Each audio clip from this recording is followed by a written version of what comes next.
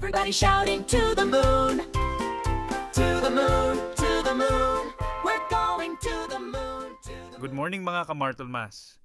US stocks just hit record highs. Pero pati gold, umakyat din. Risk assets at safe havens, sabay na nasa all-time high. Anong ibig sabihin yan? Let's break it down.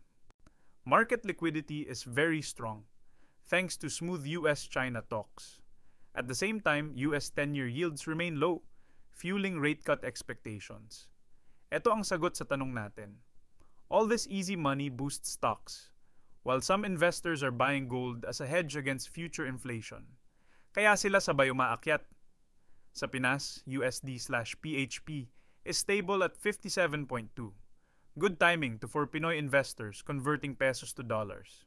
Our spotlight today, Tesla, TSLA. Kagabi, the stock jumped 3.6% to $410. Ang dahilan? Si Elon Musk mismo bumili ng $1 bilyong na halaga ng Tesla shares gamit ang sarili niyang pera. Mga kamartlemas, yan ang isa sa pinakamalakas na bullish signal sa market. Kapag ang founder na mismo ang namumuhunan ng ganito kalaki, it shows extreme confidence in the company's future. So, paano tayo mag-i-invest? Okay, so with all this info, ano ang tatlong key takeaways natin for today? First, start with ETFs. Kung nagsisimula ka pa lang, VOO or QQQ are your best friends. Diversified ka na agad sa mga bigating kumpanya. Second, watch the USD/PHP rate.